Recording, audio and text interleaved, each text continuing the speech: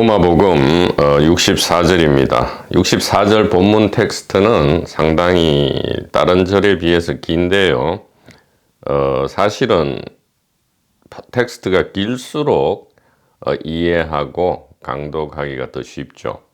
너무 짧게 압축되어 있으면 굉장히 난해하고 오히려 신비스러워집니다. 근데 길면 오히려 조금 친절하다 이렇게 얘기할 수 있고요. 64절 보도록 하죠. 예수님이 말씀하셨다. 어떤 사람이 손님을 초대하였다. 초대했다 이 말은 이제 금방 직관적으로 와닿죠. 어디로 초대를 했겠어요? 바로 이 하나님의 나라로 초대했다. 하나님의 나라라는 것은 바로 이 일심반야죠.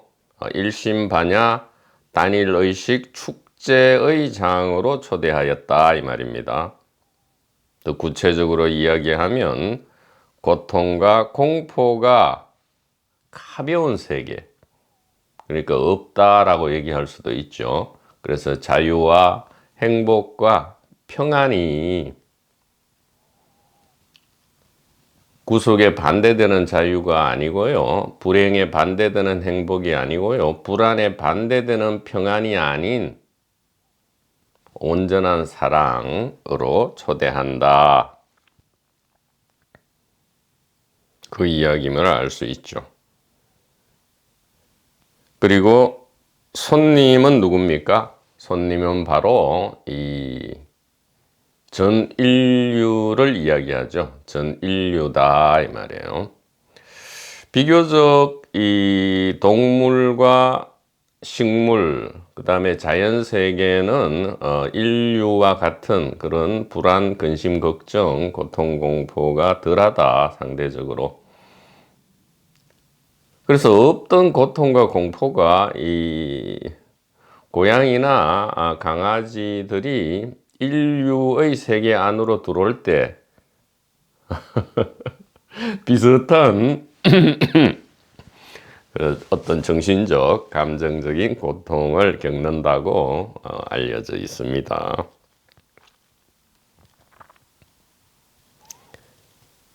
그래서 손님이라 할 때는 모든 고통받는 중생이라 할 수 있겠죠. 여기는 무생물, 우리가 무생물로 알고 있는 것까지 사실은 다 포함된다 이 말이에요. 그러나 주로 지금 이 청중은 이제 인류니까 인류를 대상으로 이야기를 하고 있다. 저녁 만찬이 준비됐을 때 하인을 보내 손님을 초대하도록 하였다. 하인은 첫 번째 사람에게 가서, 여기서 첫 번째 사람은 그야말로 행운이죠.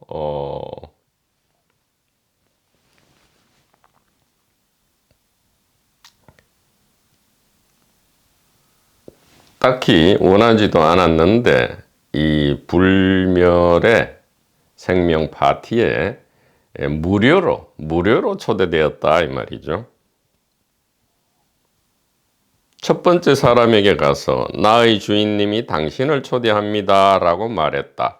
그가 말했다. 나는 몇몇 상인들에게 청구할 것이 있다. 그들이 오늘 저녁에 나에게로 온다. 나는 가서 그들에게 몇 가지 지시를 해야만 한다. 만찬에 참석하지 못함을 양해를 구한다. 이렇게. 그래서 뜻밖의 이 엄청난 행운의 초대장을 받고는 이 초대받은 사람이 뭐라고 그 초대를 거절합니까? 상인들과 비즈니스 할 것이 있다 이 말이죠. 이것은 무엇입니까? 2분기 개인 대중을 떠나서 1분기 지혜로 오라, 영원한 자유와 평안으로 오라 이렇게 초대했는데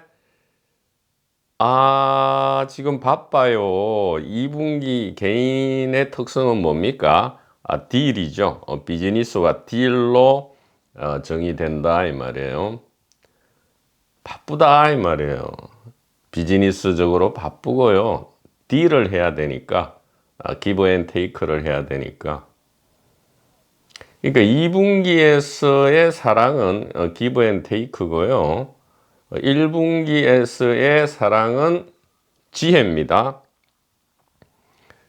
1분기 사랑은 딜이 없어요. 그러니까 진짜죠. 예, 진짜라고 할 수 있고요. 2분기에서 말하는 사랑은 늘 비즈니스와 딜이 개입되어 있기 때문에 결국은 슬픔과 눈물로 끝나는데요. 슬픔과 눈물로 끝나는데 99.9%는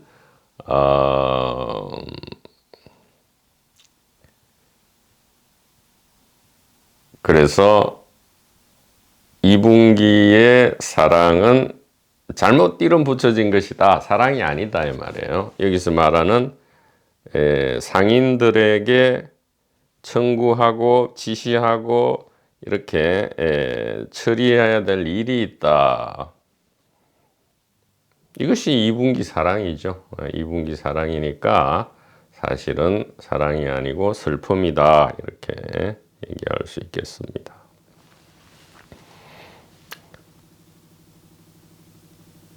그래서 하인은 다른 사람에게 가서 말했다. 나의 주인님이 당신을 초대합니다. 그가 하인에게 말했다. 나는 방금 집을 한 채 샀는데 하루 종일 일 처리해야 해서 시간적 여유가 없다. 이렇게 얘기하죠.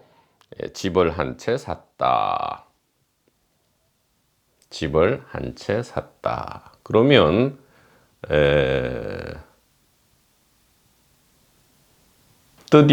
드디어 이 사람은 여우에게 마치 굴이 있듯이 새들에게 마치 둥지가 있듯이 이 밤마다 머리 누일 곳이 생겼다. 그게 더 중요하다 이 말이죠. 더 중요하다 이렇게 이야기하면서 거절합니다. 하인은 다른 사람에게 가서 말했다. 나의 주인님이 당신을 초대합니다. 그가 하인에게 말했다. 친구가 곧 결혼하는데 내가 연회를 준비해야 해서 나는 갈 수가 없다. 만찬에 참석하지 못함을 양해를 구한다. 지금 거절 이유가 순서대로 비즈니스죠. 두 번째는 안주할 장소죠. 세 번째는 결혼입니다. 그러니까 결국 분명하죠. 생존과 번식에 지금 몰두합니다. 다시 말씀드리지만 생존과 번식에 몰두하는 게 잘못된 게 아니에요. 그것을 선명하게 보지 못하는 게 문제다 이 말이에요. 매뉴얼 없이 생존과 번식에 그저 몰입되기만 하면 그것은 생존과 번식에 유리한 게 아니고요. 거꾸로 가죠. 고통과 공포가 있다는 것은 사실은 생존과 번식에 불리합니다. 사실은 불리한 요소인데 전 인류는 유리하다고 생각하고 그쪽으로 치달려 가는 거죠.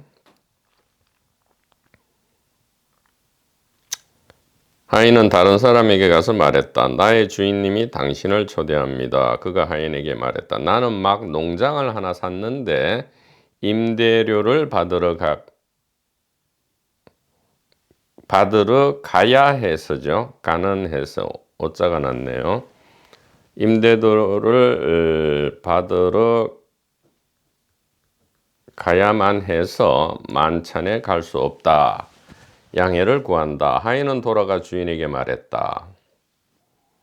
저녁 만찬에 초대한 사람들 모두가 불참에 대한 양해를 구하였습니다. 이렇게 하인이 보고를 합니다. 그랬더니 주인이 하인에게 말했다.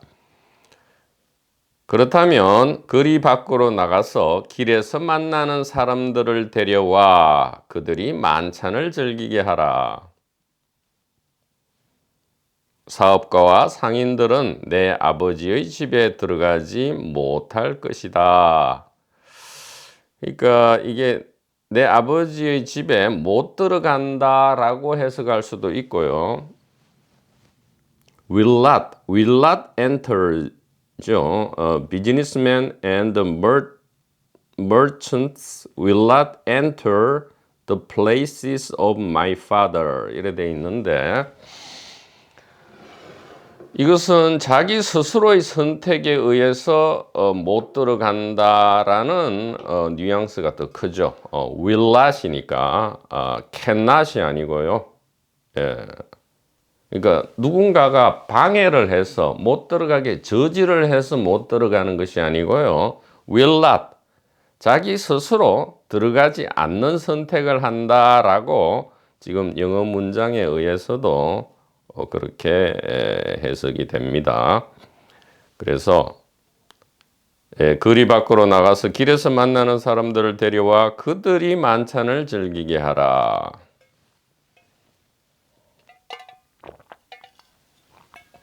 사업가와 상인들은 내 아버지 집에 들어가지 않을 것이다. 못하는 게 아니고요. 들어가지 않을 것이다. 왜? 너무 비즈니스와 딜하기에 바빠서 그렇다 이 말이에요. 토니 파슨스에 의한 이 깨달음의 제1장애 요소가 그 서두에 나오는 딜이죠. 딜. 딜링하는 거, 이 거래하는 거. 주체와 객체가 서로 거래를 하는 이 이원성의 세계, 이것이 바로 전도몽상이고 꿈이다라고 토니 파슨스 서두에도 나오고요. 지금 아버지 집에 스스로 들어가지 않는 선택을 하는 것은 너무 바쁘다. 비즈니스와 딜로 인해서 바쁘다 이런 뜻이에요. 그러면 거리 밖으로 나가서 길에서 만나는 사람을 데려와라. 길에서 만나는 사람은 어떤 사람들일까요? 뭐 자기가 원해서 이렇게 한가하게 완더링을 하는 사람일 수도 있고요. 그렇지 않고 뭐 실직을 당했거나 뭐 실연을 당했거나 아니면 뭐 사업가나 무슨 비즈니스맨이 아니어서 그냥 백수건달이어서 뭐 길거리를 이렇게 왔다 갔다 하거나 아니면 뭐 해야 할 일을 적당히 하고는 그냥 길을 산책하는 사람이거나 뭐 어쨌든 지금 앞에서 나온 네 사람과 같은 그런 바쁜 비즈니스맨 내지 이 장사꾼이 아니다라는 거죠. 길에서 만나는 사람 누구겠어요?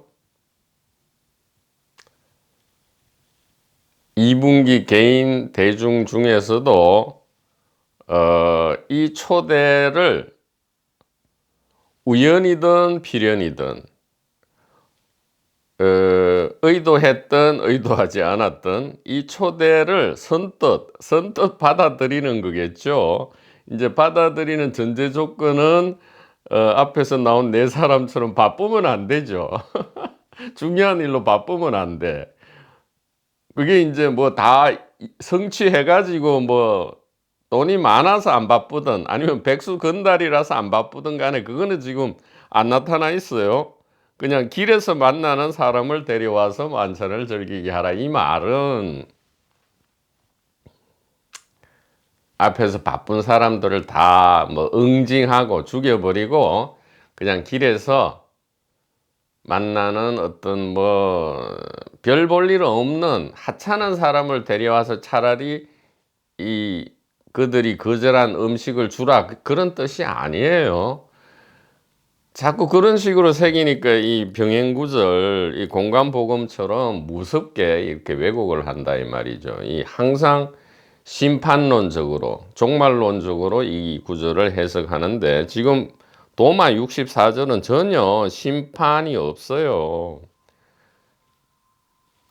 지금 이렇게 끝나잖아요. 초대를 거절한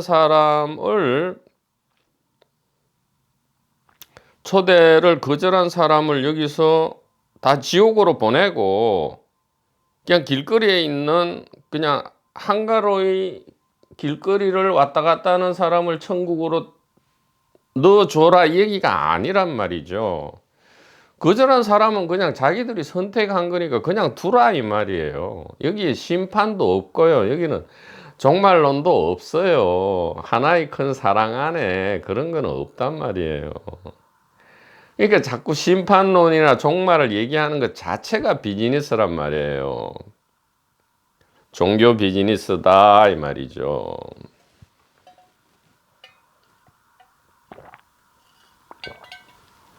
도판 비즈니스다 이 말이에요.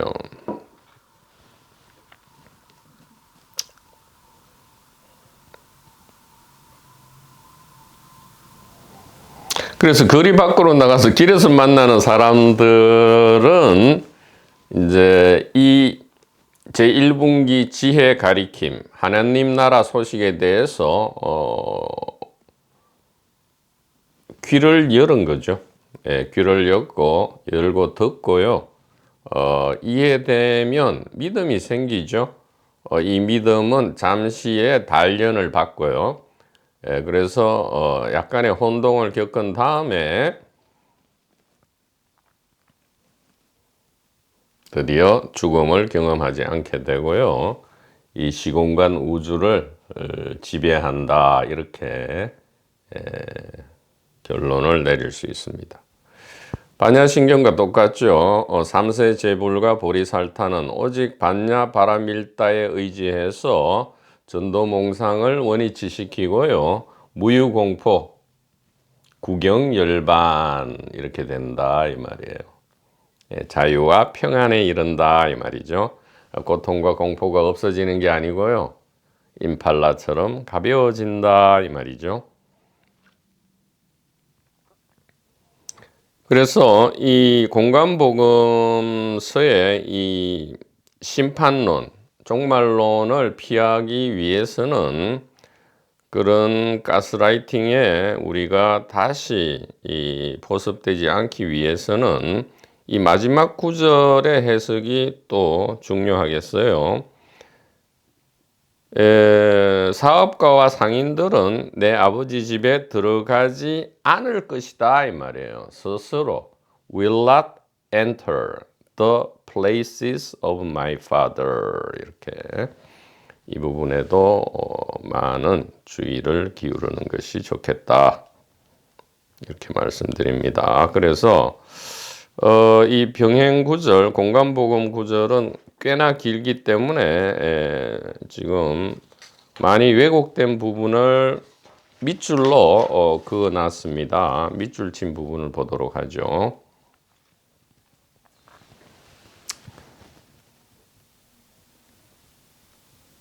종들을 잡아 모욕하고 죽이니 임금이 노하여 군대를 보내어 그 살인한 자들을 진멸하고 그 동네를 불사르고 지금 똑같아요. 예수 천국, 불신 지옥 똑같단 말이에요. 예수님 믿으세요. 이거는 초대잖아요. 그런데 거절하잖아. 그러면 어떤 무시무시한 경고를 보내죠?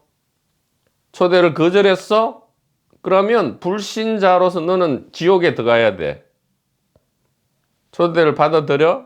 그러면 천국에 들어가게 해줄게. 뭐지? 진짜? 무슨 귀신 씨나라 까먹는 소리도 아니고 지금 2024년 이 백주대낮 현대사회에서 무슨 그런 진짜 초등학생한테도 안 통하고 유치원생에게나 통할까? 옹알이하는 젖먹이에게나 통할까 말까 한 그런 것이 지금 버젓이 공간복음에 이렇게 적혀 있단 말이에요. 초대를 거절한 사람을 어떻게 해요? 임금이 노하여 군대를 보내어 그 살인한 자들을 진멸하고 그 동네를 그러니까 이제 초대 소식을 전하려 온 종들을 잡아서 모욕하고 죽였다 이렇게 해요? 아니잖아요. 64절에는 그저 지금 정중하게 나름대로 정중하게 나 지금 그 초대는 감사한데 지금 바쁜 중요한 이 사업이 있어 가지고 못 갑니다. 초대한 그 호스트에게 말씀 좀 잘 전해 주세요라고 했을 뿐이잖아요. 근데 공감복음은 이 복음을 전했는데 복음을 지금 바빠서 조금 나중에 들을게요 하는 것을 종들을 잡아 죽이고 모욕했다라고 해석하고요. 그래서 그 반대급부로 군대를 보내서 그 초대를 거절한 자들을 진멸하고 그 동네 전체를 불사르고, 아니 초대 거절한 사람만 또 진멸하면 모르되, 아니 멀쩡하게 아무 죄도 없는 그 동네 사람들 그냥 잘 지내고 있다가 갑자기 초대 거절한 사람이 있는 줄 없는 줄도 모르는데 그 동네 사람들도 지금 다 종말에 이르러버리죠. 이게 무슨 지옥이 이런 지옥이 있습니까? 그 동네를 불살라 버린다 이 말이에요. 연좌제 없어졌잖아요. 우리 동네 어떤 사람이 이 복음 듣기를 거부했어. 거부한 게 아니고 바빠가지고 다음에 들을게요 라고 양해를 구했어요. 그런데 느닷없이 이 동네 전체가 멸망돼 버렸다 이 말이에요.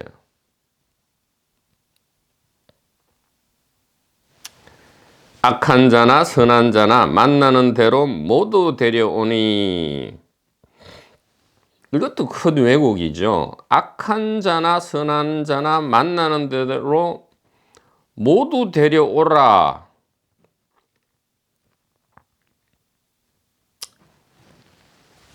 아니 악한 자, 선남자 선녀인이, 그러니까 평소에 이 초심을 간직하고 착하게 살면 어떻게 된다 그랬죠? 기대 밖으로 어떤 무엇인가가 와서, 그게 사람이 될 수도 있고요, 어떤 사건이 될 수도 있고요, 어떤 동물, 식물, 무생물이 될 수도 있어요. 그래서 이 성각의 가리킴이 전달이 된단 말이에요. 근데 악한 사람은 초대를 받지 않죠. 그러니까 이 구조 전체를 지금 공감복음 저자는 모르는 거예요. 오직 종말론과 심판론에 지금 몰두하고 있다, 이렇게 볼 수밖에 없어요. 그러니까 악한 자나 선한 자나 모두 데려오니 혼인잔치에 손님들이 가득한지라 임금이 손님들을 보러 들어올세 거기서 예복을 입지 않은 한 사람을 보고 이르되 친구여 어찌하여 예복을 입지 않고 여기 들어왔느냐 하니 그가 아무 말도 못하거늘 임금이 사환들에게 말하되 그 손발을 묶고 바깥 어두운 데에 내던지라 거기서 슬피 울며 이를 갈게 되리라 하니라. 청함을 받은 자는 많되 택함을 입은 자는 적으니라. 이렇게.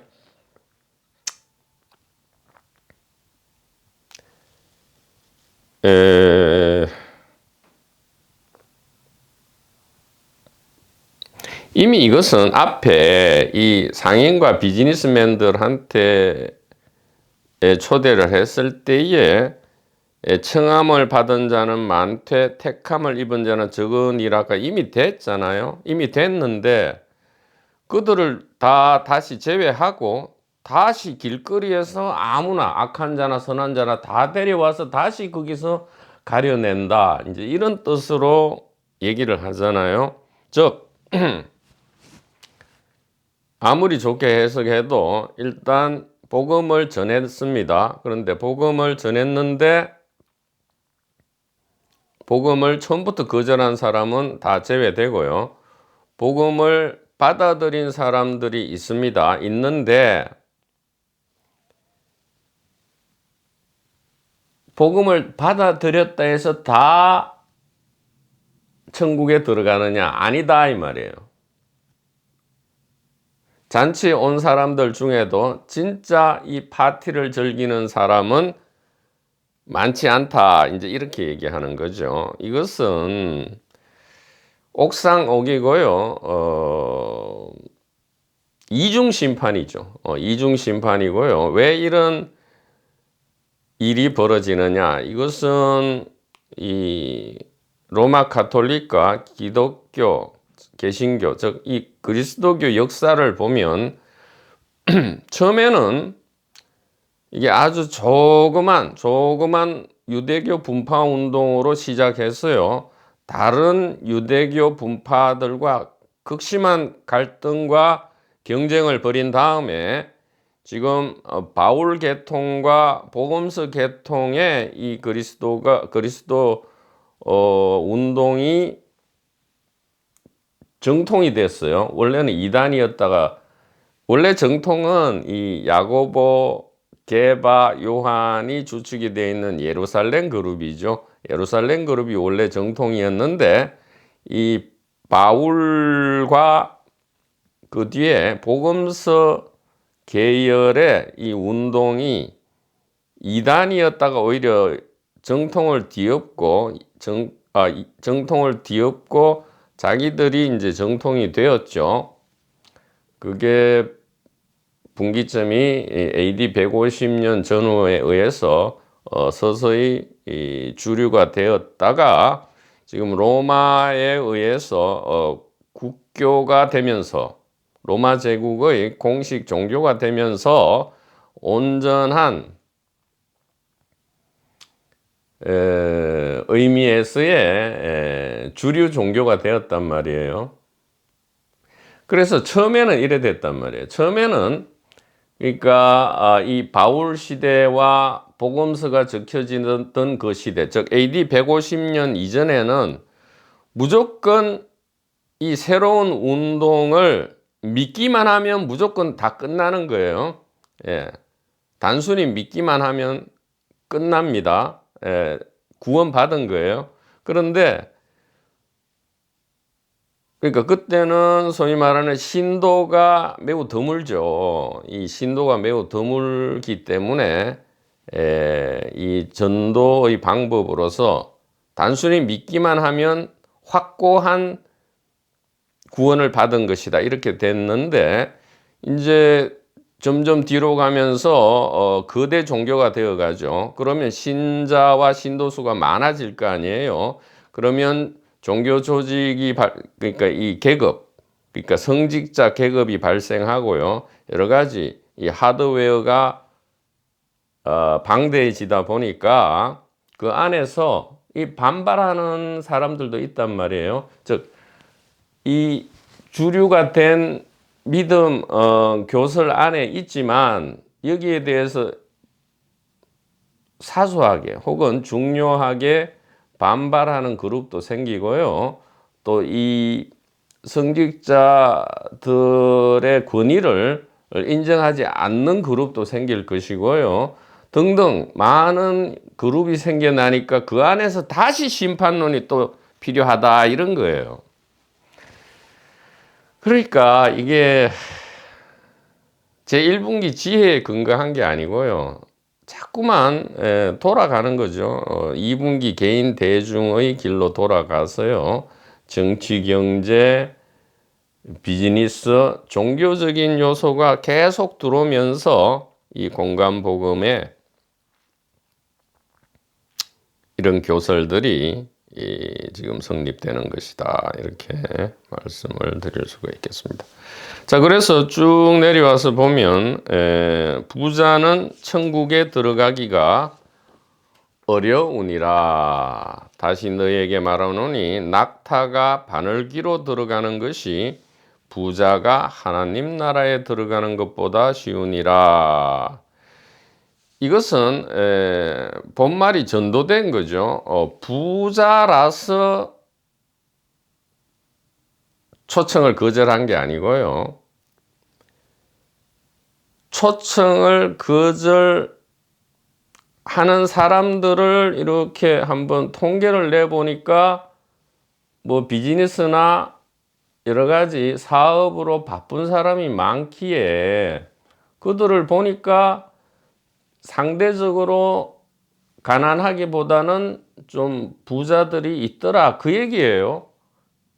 그런데 이것을 뒤집어서 일반화시켜서 부자는 절대 천국에 못 들어가, 이렇게 돼버리면 또 오해를 할 수 있죠. 아, 부자는 천국에 못 들어가니까 일부러 가난하게 돼야 되겠구나. 그래서 돈을 다 버려버리든가 직업도 다 버려버리고 아니면 막 이 소위 말하는 그 기부 행위를 하고 아니면 대출을 받아 가지고도 막 기부 행위를 하고 막 이렇게 해야 되는 보다라는 또 이상스러운 무슨 바보 천치 같은 그런 오해를 할 수가 있다 이 말이죠. 이렇게 되면.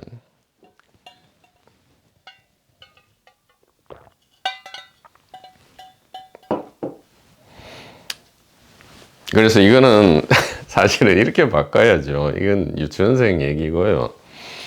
부자든 가난한 사람이든 많이 배운 사람이든 적게 배운 사람이든 직업이 있든 없든 간에 이 성각의 가리킴 1분기 지혜에 귀를 여는 여는 사람은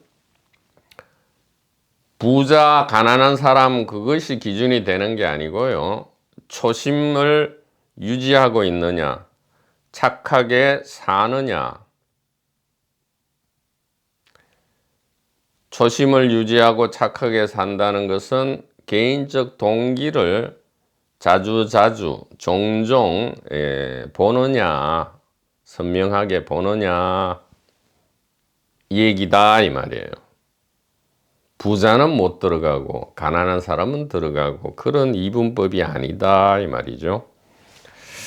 우리가 모든 것을 버리고 주를 따라 싸운데 그런즉 우리가 무엇을 얻으리까? 예수께서 이르시되 내가 진실로 너희에게 이르노니 세상이 새롭게 되어 인자가 자기 영광의 보좌에 앉을 때에 나를 따르는 너희도 12 보좌에 앉아 이스라엘 12지파를 심판하리라. 또 내 이름을 위하여 집이나 형제나 자매나 부모나 자식이나 전토를 벌인 자마다 여러 배를 받고 또 영생을 상속하리라. 이건 너무나 무서운 얘기죠. 오. 이거야말로 진정한 비즈니스죠. 차라리 이 세속에서 비즈니스 하는 것보다 지금 다 버리래요. 돈도 버리고 심지어 집도 버리고 형제 자매를 버리라 합니다. 부모나 자식을 버리라 하고요. 전토, 자기 소유의 이 농지, 부동산 이것도 다 버리라 해요. 그러면 어떤 보상이 있냐?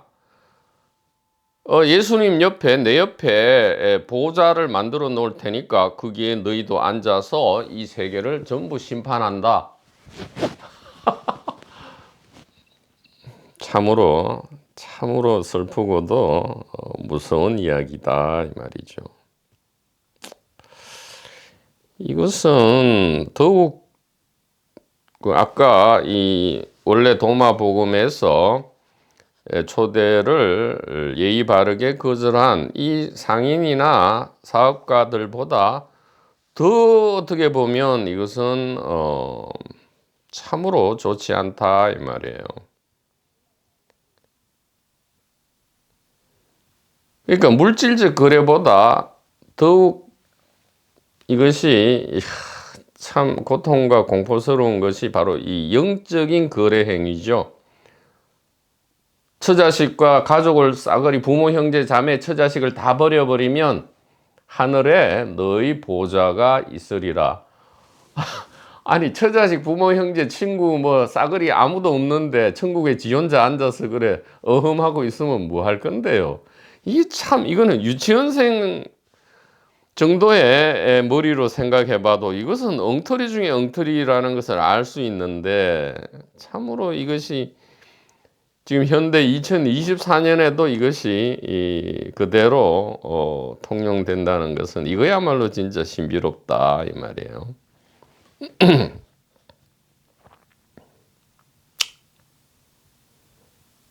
참으로 안타까운 일이다 이 말이죠. 그래서 이게 정확하게 우리가 다시 한번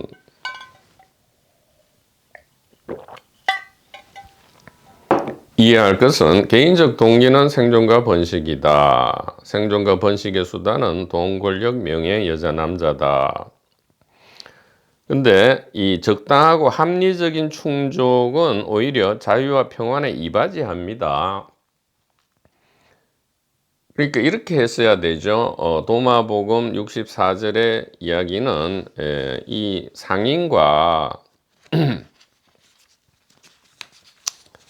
사업가는 이렇게 하면 되죠. 아예 자기들이 하는 그럼 사업과 비즈니스를 다 그만두고 오로지 영적인 길에 매진하라 그런 뜻이 아니거든요. 적당히 해라 이 말이에요. 사업과 비즈니스가 뭡니까? 이것이 단일 지혜의 현현이죠. 바다에 직접 드러남이란 말이에요. 파도라는 것은. 그리고 금돼지에서 돼지 모습은 이 황금의 직접적인 나타남이에요. 무슨 황금이 돼지 모습을 통해서 나타나요? 아니면 돼지 모습 그 자체가 황금입니까? 그러니까 비즈니스와 사업을 그만두는 게 아니고요. 꼭 필요한 일을 빨리 처리하고 시간에 맞추던가 약간 늦더라도 초청에 응해서 그 파티에 가겠습니다 라고 하면 되는 거다 이 말을 지금 하고 있다. 이것이 중도다 이 말이에요. 중도야말로 무아연기공이다 이 말이에요. 무아연기공은 중도고요. 중도가 무아연기공이다. 그래서 뭐를 다 세속을 버리고 저기 뭐 산으로 어시 도판에 가가지고 막 도사되는 그것이 무아연기 중도공이 아니고요. 바로 이 바로 이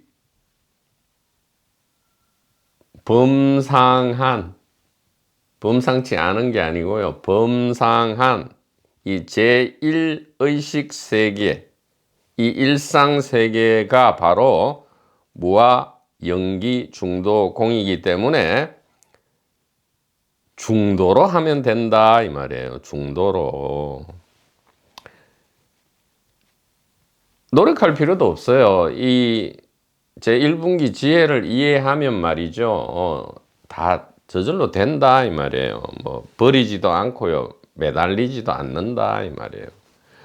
갈 사람 가고 올 사람 오고요. 쿨하게 된다 이 말이죠. 쿨하게 let it be, let it go다 이 말이죠. 그러니까 이 생존과 번식 수단의 적당하고 합리적인 충족은 그러니까 적당한 충족, 합리적인 충족을 이야기해요. 이것은 자유와 평안에 이바지하거나 자유와 평안의 길에 들어섬을 유도할 수는 있다. 그러나 오로지 몰두한다면 자유와 평안의 반대 길로 가면서도 반대 길로 가는 것을 눈치조차 채지 못한다 이 말이에요. 그러니까 마구 달려가는 거죠. 왜 달리는지도 모르고 마구 달리는데 이것이 생존과 번식 동기고 또 그게 생존과 번식 동기에 필요한 수단적 존재로서의 돈과 권력과 여자와 남자구나 라고 안다면 이것은 독에서 약으로 아주 맛없는 쓰레기에서 이 달콤한 밀크로 우유로 바뀐다 이 말이에요.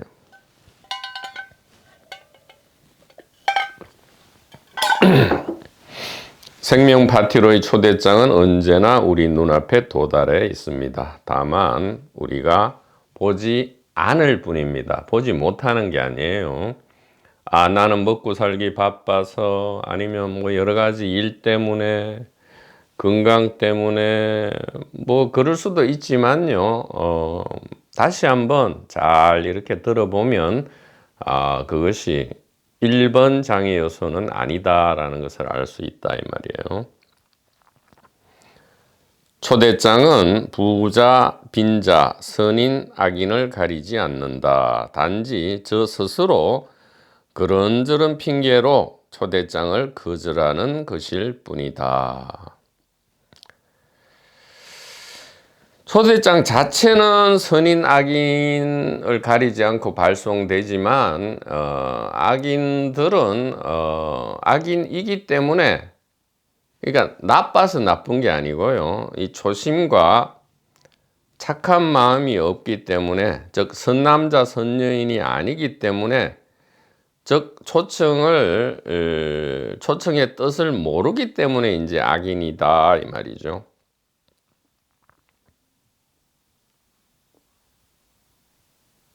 그러니까 악인이 심판받는 게 아니고요, 스스로 고통과 공포를 선택하기 때문에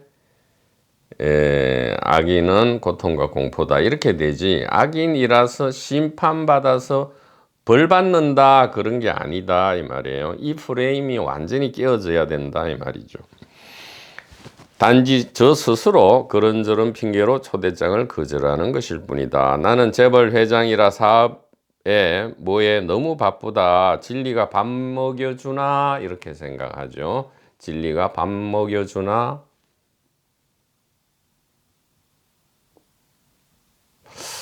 진리가 밥은 안 먹여줄 수 있지만 우리가 밥을 왜 먹습니까? 에너지를 보충해서 생존하기 위해서잖아요. 근데 그것은 임시의 생존이고요, 진리는 임시의 밥은 안 먹여주지만 영원한 밥은 먹여준다 이렇게 얘기할 수는 있겠어요. 이 임시 밥은 안 먹여주죠. 그러나 영원한 변치 않는 밥은 먹여준다 진리는. 나는 너무 가난해서 다른 여유가 없다. 먹고 살기 바쁘다. 진리가 밥 먹여주나? 마찬가지죠. 나는 착한 사람이라서 가만히 있어도 천국 간다. 희생과 봉사도 많이 했고 선행도 많이 쌓았다. 즉 영적인 비즈니스를 많이 해놨다 이 말이에요. 대차대조표상 천국 갈 선행과 희생 봉사를 많이 했기 때문에 1분기 지혜 그런 거 없어도 돼. 나는 착한 사람이야. 의외로 착한 사람 컴플렉스도 많습니다. 그래서 또 거절하고요. 나는 악인이니까 지옥 갈 거니까 다 포기야. 1분기든 2분기든 귀찮아. 나는 지옥 갈래. 어흠이죠. 어흠이다 이 말이. 무엇을 사업과 상인이라 하는가? 도판 종교판에서도 거래를 하는 2분기 개인들이 천지다 이 말이에요. 차고 넘친다 이 말이죠. 그래서 어떻게 거래를 합니까? 선행을 하고 봉사를 하고 공부를 하고 수행을 하고 만행을 닦고 하면 무엇이 반대급부로 옵니까? 천국 티켓, 깨달음 티켓, 열반 티켓과 맞교환한다 이 말이죠. 그래서 2분기 이 성각 우리의 부모들이 묻죠. 도대체 놀이터에서 계산 없이 놀던 그 어린아이는 어디로 갔나 이 말이에요. 도대체 놀이터에서 계산 없이 놀던 거래하지 않던 그 어린아이는 어디로 갔나 이 말이에요. 그 소녀 데려간 세월이 미워라.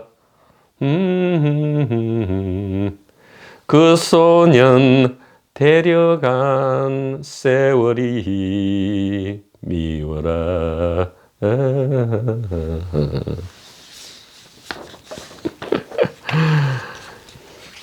2분기 개인 기반의 사복음서가 1분기 지혜를 비트는 일은 매우 심각합니다. 좀 전에 보았지만 이 1분기 가리킴, 도마 64절의 가리킴이 어떻게 공간복음으로 넘어가서 엄청난, 오히려 이 소위 말하는 세속의 일보다 더 엄청난 고통과 공포를 조장하는지를 우리가 보게 되면 2분기 개인 동기의 똥냄새가 진동을 한다 이 말이에요. 첫째는 종말론, 사후심판론, 부자증오. 세 가지예요. 종말론, 사후심판론, 아무 이유 없이 그냥 부자면 무조건 증오한다 이 말이죠. 부자들 증오. 두 번째는 비기독교인.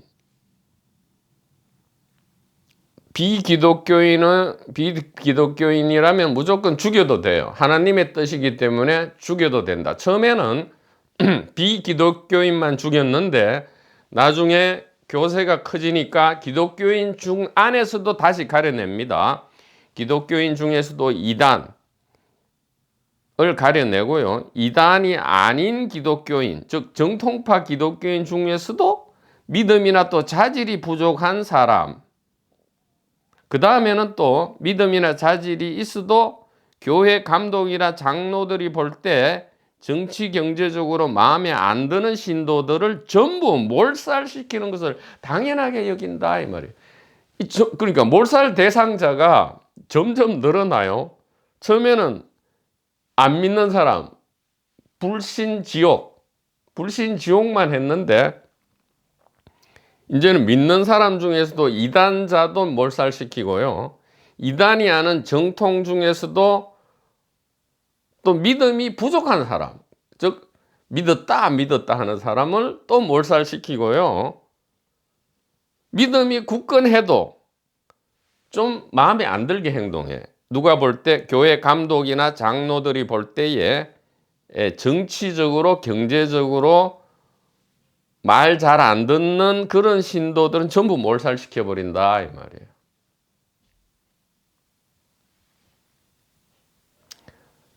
그 다음에 세 번째로 천국 티켓, 영생 티켓을 미끼로 노골적으로 장사하는 것. 참으로 이 똥냄새가 진동을 한다 이 말이죠. 자, 이것이 지금의 도판, 종교판과 무엇이 다른가 이 말이에요. 참으로 슬프고 괴이한 일이다. 참으로 슬프고 괴이한 일이다. 그래서 우리는 그러면 이렇게 지혜를 비트는 제2분기 문서를 우리가 왜 보아야 하느냐? 반면 교사로 삼아서 이러한 최면에 안 빠지는 것도 지혜의 일환이다. 이렇게 말씀을 드릴 수가 있겠죠. 그래서 별로 안 좋은 글을 봤기 때문에 다시 64절로 돌아가서 눈과 귀를 좀 청정하게 해야 되겠다 이 말이에요. 자, 부드럽게 초대를 합니다. 1분기 지혜로 초대를 하는데 2분기 개인들은 선뜻 받아들이는 사람은 잘 없죠. 왜냐하면 2분기 개인의 역할이 생존과 번식이니까요. 그럼에도 불구하고 우리가 친절하게 이 초대장을 자주 제시할 때에 2분기 개인도 결국에는 그 2분기 개인의 연극에 이제 실정을 낼 때가 오겠죠. 아무리 생존 수단이 많이 축적된다 하더라도 고통과 공포의 문제는 이와 별도구나라는 것을 누구나 직관적으로 사실은 알고 있다 이 말이에요.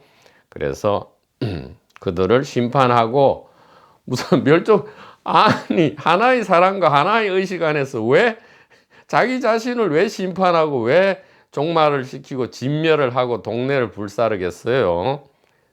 그렇게 하려는 심판자들 너희나 잘하시라 이 말이에요. 너나 잘하세요. 진짜 너나 잘하세요 이렇게 하고요.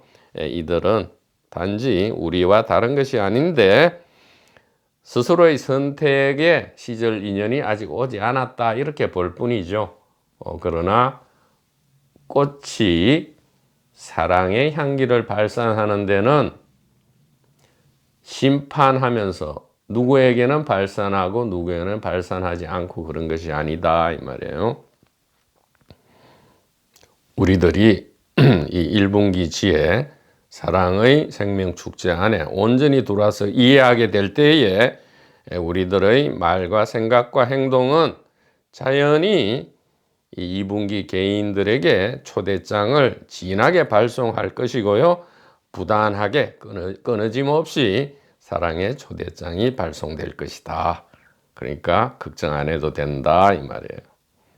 그러니까 그 소년 데려간 세월이 미워라. 이렇게 웃으면서 노래 부를 수 있다 이 얘기죠.